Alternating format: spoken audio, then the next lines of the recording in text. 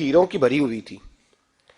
فلاں علاقے کے جو قاضی صاحب ہیں نا، میں جاتی دفعہ میں کہیں سفر پہ جا رہا تھا تو میں ان کے پاس چھوڑ گیا کہ رستہ لمبا ہے، کہیں کوئی مجھ سے چھین نہ لے. ہیروں کی بھری ہوئی تھی. کچھ دنوں کے بعد میں واپس آیا ہوں، قاضی صاحب نے مجھے تھیلی واپس کی ہے تو اس میں ہیروں کی بجائے کھوٹے سکے نکلے.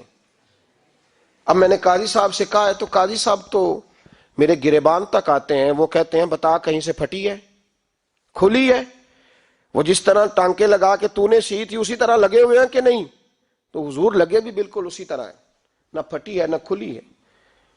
اب میں لٹ گیا ہوں، میری کل عمر کی کمائی ضائع ہو گئی، کھوٹے سکے کہاں اور ہیرے کہاں؟ تو مہربانی کریں.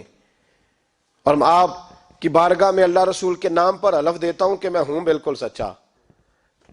محمود غزنوی کہنے لگے تو جا، تھیلی چھوڑ جا، اور جب میں تجھے بلاؤں گا پھر دوبارہ آنا. وہ شخص چلا گیا. محمود غزنوی اٹھے، دربار برخاست کیا، لوگوں سے کہنے لگے چلے جاؤ، میں 3 دن کے لیے سیر کرنے جا رہا ہوں، 3 دن کے بعد لوٹوں گا. اکیلے جب رہ گئے نا محمود دربار میں تو محبوب نے چھری منگائی. وہ جس تخت پہ بیٹھتے تھے وہاں گدا بچھا ہوا تھا، یہ گدا پڑا ہے نا، وہ گدا بچھا ہوا تھا. محمود نے چھری کے ساتھ اس کو پھاڑ ڈالا اور چھری جیب میں رکھی، نکل گئے. کہنے لگے میرے بعد کوئی میرے دربار والے احاطے میں داخل نہ ہو. محمود چلے گئے. اب وہ صفائی کرنے والا جب آیا نا، اس نے آ کے دیکھا تو گدا تو پھٹا ہوا ہے. اس نے شور ڈال دیا، پہرے دار بھی آ گئے، فلاں صاحب بھی آ گئے، فلاں صاحب. اس نے کہا او خدا کے بندو، اس کا گدا پھٹ گیا ہے، وہ تو مار ڈالے گا. اس نے کہا تھا سوائے صفائی اور نگرانی والے کے دوسرا آئے کوئی نہ، اور یہاں آیا بھی کوئی نہیں، پہلے دن ہی پھٹا ہوا ہے تو لٹکا دے گا سب کو، کیا کریں؟ شور ہو گیا، سارے دربار کے ملازمین اکٹھے ہو گئے. ایک بندہ بولا، کہنے لگا فکر نہ کرو، میں کیسے بندے کو جانتا ہوں، اس طرح سیے گا کہ جس نے پھاڑا ہوگا اسے بھی پتہ نہیں چلے گا کہاں سے پھٹا تھا. ایسا بہترین رفو کرے گا کہ پتہ بھی. اس نے کہا یار ہم سارے 1 مہینے کی تنخواہ دیتے ہیں، 1 مہینے کی، تو بندہ بلا. وہ بلا لیا اس کو، اس کا نام محمد رفو گر تھا. وہ آیا، اس کو گدا دکھایا، اس کا یار اس طرح سینا پتہ نہ چلے. اس نے کہا فکر ہی نہ کرو. اس نے سیدھی اگلے شام ہی لا کے بچھا دیا گدا. تیسرے دن بادشاہ سلامت آئے، آ کے پہلی نظر گدے پہ ڈالی. اس نے بلایا سب ملازمین کو، کہا کس نے سیا ہے؟ کہا جناب کیا ہوا؟ کہا یہ پھٹا ہوا تھا. کس نے؟ کہا نہیں پھٹا ہی نہیں. وہ کہنے لگے بنو بات، میں خود پھاڑ کے گیا تھا. تو بتاؤ صحیح سیا کس نے ہے؟ کہا جناب آپ پھاڑ کے گئے تھے تو بتایا کیوں نہیں؟ فرمانے لگے اسی لیے تو بتایا نہیں تھا کہ تم خود تحقیق کر لو. بلاؤ بتاؤ پھاڑا کس نے، احمد سیا کس نے؟ تو بلا لیا. احمد رفو گر آ گیا. اس کو جب بلا کے سامنے بادشاہ کھڑا کیا، کہا بھئی تو نے سیا ہے؟ کہنے لگا حضور آپ کے سارے ملازم کٹھے ہو کے آئے تھے، میری غلطی کوئی نہیں. کہا نہیں یار تو بڑا کاریگر ہے، میں نے اپنے ہاتھ سے پھاڑا تھا پر مجھے بھی نہیں پتا چل رہا کہاں سے پھٹا تھا. اچھا یہ بتا یہ تھیلی جو ہے یہ بھی تو نے سی تھی؟ اس نے کہا جی آپ کے خادم کا ہی کارنامہ ہے، وہ فلانے علاقے کے قاضی صاحب آئے تھے، اس میں سے ہیرے نکال کے تو کھوٹے سکے بھرے تھے تو مجھے بھی تھوڑا سا حصہ ملا تھا. محمود نے سارے گواہ بھی اکٹھے کر لیے، ثبوت بھی اکٹھے کر لیے. پھر قاضی کو بلایا. محمود غزنوی نے کہا قاضی صاحب آپ سے غلطی ہو گئی، غریب آدمی تھا، وہ لٹ گیا ہے، اس نے تو بڑی مشکل سے کچھ ہیرے جمع کیے تھے اور اس کی کل کائنات تھی، تو آپ اس کا مال اسے دے دیں، بات ختم. قاضی صاحب کہنے لگے آپ مجھ پہ الزام لگا رہے ہیں، سوال ہی نہیں پیدا ہوتا.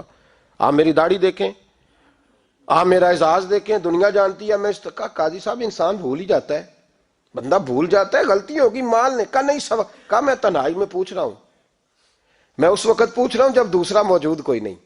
آج توبہ کر لے، میں کچھ نہیں کہوں گا، تو میری زبان پہ اعتبار کر، تجھے پتہ ہے میں جو کہتا ہوں اس پہ عمل بھی کرتا ہوں، باز آ جا. پر قاضی نے کہا نہیں میری غلطی کوئی نہیں.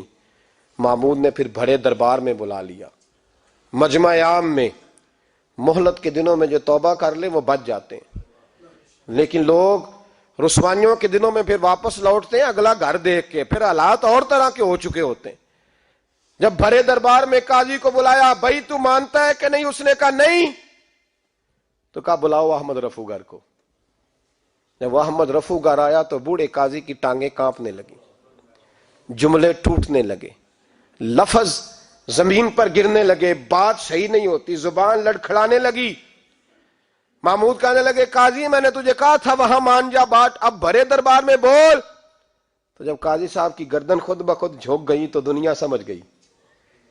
کہا نکل جا میرے دربار سے. محمود بولے نکل جا، اتنی تجھے عزت دی، اتنی بڑی تنخواہ دی، قاضی بنایا، اور یہ تھوڑی سی رقم کے لیے، تھوڑی سی رقم کے لیے تو بددیانت ہو گیا، چل چلا جا، نکل۔ قاضی دربار سے نکلا تو لوگ لعنتیں برسانے لگے۔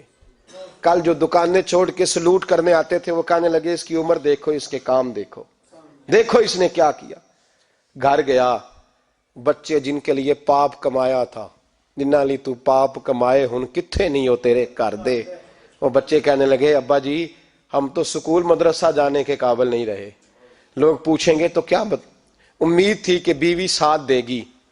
وہ کہنے لگی میں میکے کیسے جاؤں گی، گلی کی عورتیں طرح طرح کی باتیں بناتی ہیں۔ اور بھائی کامیابیوں کے بڑے سربراہ ہوتے ہیں، کوئی کامیاب ہو جائے تو سارے کہتے ہیں میری سپورٹ سے ہوا ہے، ناکامیاں ہمیشہ یتیم ہوتی ہیں، ناکامیوں کا کوئی سربراہ نہیں ہوتا۔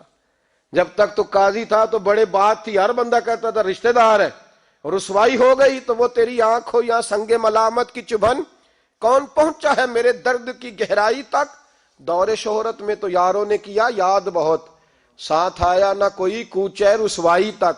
اور میاں صاحب کہنے لگے ساری عمر ہی آٹا گد ہے، میں لکھاں کیتے نہیں پیڑے، اب وقت آیا ہی تے محمد بخشا کوئی نہیں ہوں بیٹھا نیڑے، حالات ہی بدل گئے۔ قاضی خاموشی سے اندر چلا گیا، اپنی رسوائی سمیٹ کے بستر پہ لیٹا، نہ روٹی کی بھوک لگی، نہ پانی کی پیاس لگی، نہ نیند آئی، ساری رات تڑپتا رہا۔ سویرے گھر والوں نے دروازہ کھولا تو روح پرواز کر گئی تھی، دنیا چھوڑ گیا۔ حضرت ابو نور علیہ رحمہ بولے، فرمانے لگے یاد رکھو کبھی بددیانتی نہ کرنا، کبھی، یہ تو محمود غزنوی کی عدالت تھی، قیامت میں رب کریم کی عدالت لگے گی۔ اور فرمایا وہاں تو گواہی دینے والا احمد رفو گر تھا، قیامت میں تو تمہارے اپنے ہاتھ پیر